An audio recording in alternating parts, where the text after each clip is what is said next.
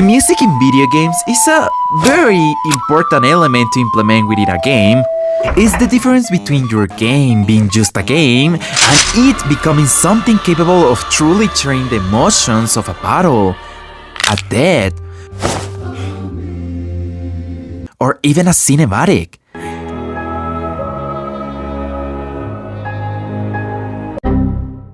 However, the idea of music evolving into the masterpieces we know today had to go through a process, a very complicated one.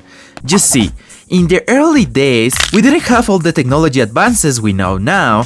Back then, the file size of a single modern MP3 could have been the entire game library you will find on an NES.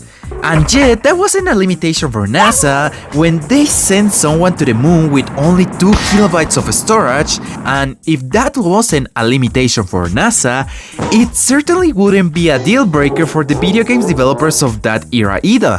Everything will begin with a game most people today might know or play, yet they have almost certainly heard of. The game I'm talking about is Punk. And no, not that Punk you might imagine, I mean this Punk, the 1970s video game. The typical little game with 2 vertical paddles and a poor excuses for a ball.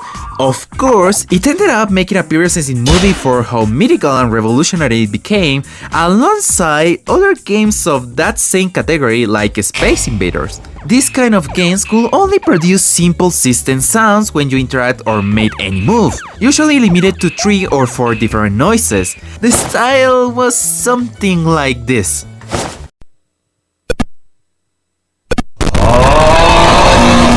That's right, these sounds were more than music, buzzes, white notes, beeps, strange tones, low quality explosions.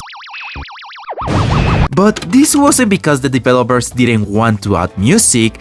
As I mentioned before, it was simply too difficult to fit what we would call music back then into such compact formats. This was because the first home consoles and arcades board used limited sound chips like the TISN76489, which could barely produce 3-tone channels and 1 noise channels. That's what you will hear when you play. However, that human need to create emotion without a single voice or choreography pushed the developers toward a new language code, the code music. Hey, did you hear that? Hey, what is that? Ah, there it is. That's right. Nothing more than the soundtrack of our favorite plumber, Mario. Brought to you by the most wallet-draining company in the world. And I don't know if this will surprise you, but it wasn't until the 1985, with Super Mario Bros., that music stopped being just another background accessory and became fundamental element to attract players to buy your game. And all of this was thanks to Koji Kondo. And God, oh, I love Mario. Honestly, I think it's more memorable than most AAA games today. What made Mario special, beyond being innovative for its time, was that Kondo composed catchy melodies while understanding a fundamental truth. Music shouldn't just sound good, it should feel like part of the game. And we can see that throughout the entire adventures. Mario is under the water, the music becomes a slug and bubble. You are running out of time? The music speed up! You fall into the void like the family disappointment your parents remind you of every time that you have dinner with them? Sorry, anyway you get a game over team. Now! Mario was the first to include music as the formulaic part of the game, making it an essential element for making a game even remotely enjoyable. Sometimes, it could even be the only reason we stuck around to play a game that didn't have much else to offer. And yes, I'm definitely talking about Nier Automata. Those songs turned me into a basic fanboy, a 2B figure collecting, scare away the girlfriends type of guy. This musical element will then be carried forward by successors like Final Fantasy in 1987, where a new paradigm appeared. Music could now narrate tragedy, hope, and even defeat, all on the same 8-bit foundation. But it wouldn't be until the 1990s that we moved away from the obsolete machines, which by the way didn't work unless you blew into them, to the famous CD-ROM. where companies like PlayStation in 1994 and Sega Saturn in 1995 started using them into their consoles.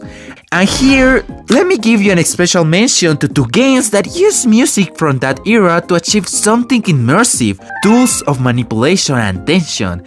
That's right, I'm talking about Metal Gear Solid.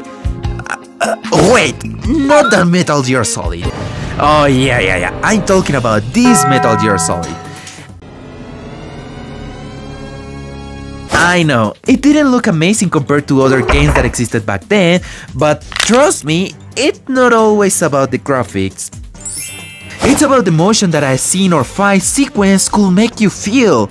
On the other side of the spectrum, we had the unforgettable Silent Hill. While Metal Gear Solid thrilled you, Silent Hill made you want to pray 3 Hail Marys because you had no idea what is coming next.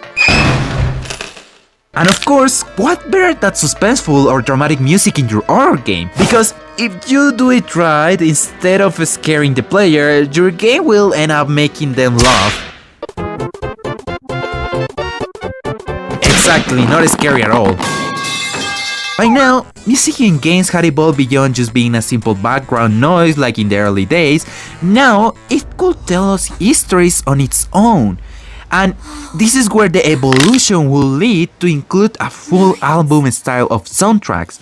Today, I feel there are countless games that make us feel nostalgia, joy, sadness, and even push us into those unforgettable moments that give us hours upon hours of entertainment on our consoles or PCs. Take for example, Nintendo's massive music catalog, tracks from their games that they almost never released to the public, yet at the same time they don't allow others to share without risking a takedown. Because if there is something I love about The Legend of Zelda, it's how much it uses music to guide your emotions inside the game. Take one of my favorite examples, the Mipha's theme. More than making you feel happy with a sweet memory, it opens a deep wound into a broke love. And the soundtrack only pushes you further into that pain, making you feel weight of that moment even more. I'm a huge admirer of that kind of designs, and as I have said before, while Nier Automata isn't my favorite game just because of the music, it's one of the things I love the most about it. Right after the main history, of course, the right piece of music at the right time makes me want to dive deeper into the world and connect more with the characters. And it's not just in the two examples I have mentioned. There are hundreds upon hundreds of games that use music to pull you further into their histories. Take for example God of War with that unique dialogues. Do not be sorry.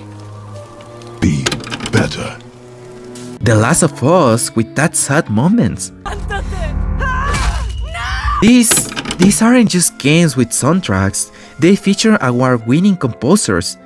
Think about how Red Dead Redemption 2 uses silence and dynamic landscapes to intensify realism, how Elden Ring and Dark Souls craft epic music to feel eternal, and it's not only that, video game music has gone far beyond its own medium. We now have live concerts like Video Games Live or the Zelda Symphonies, OSTs I press on vinyl, and Solid's collector's items. Entirely playlists for studying, focusing, or working out exist on streaming platforms built from game music. I believe this has stopped being a byproduct of your favorite game. It's now part of a culture, of art, of emotions itself, and more importantly, it's a container for memories.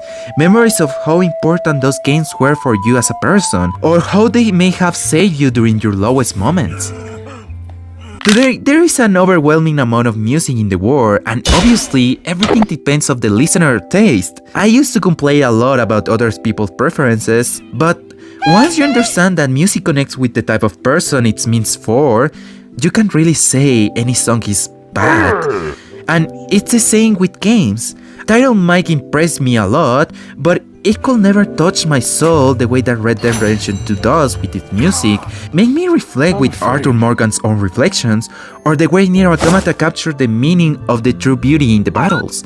Still, I think this is just the beginning of something truly extraordinary for the future of video game lovers. Video game music stopped being just fillers a long time ago. It's no longer there merely to distract the players, it's there to guide you toward a feeling, to make you feel while you play your favorite title, to give you a game or an ending that doesn't even need words for you to truly understand it. The deep breath before a boss fight, the silly sound your character makes when they die, telling you, hey, it's fine, don't take it so seriously, just take a time and enjoy it. Sometimes when the music is that good, I feel like I can forget all the other elements of a game and just enjoy its everything, despite its graphical limitations. I can't say that there is one game that is the best in terms of music, because in the end, that depends only on you. Only you can decide which game has left a mark deep enough to stay in your souls forever. And my final last conclusion will be, oh my god, guy, can't you read the Bible? The protagonist revived on the third day! とても素敵な夢を見たのそれは私の素敵な星空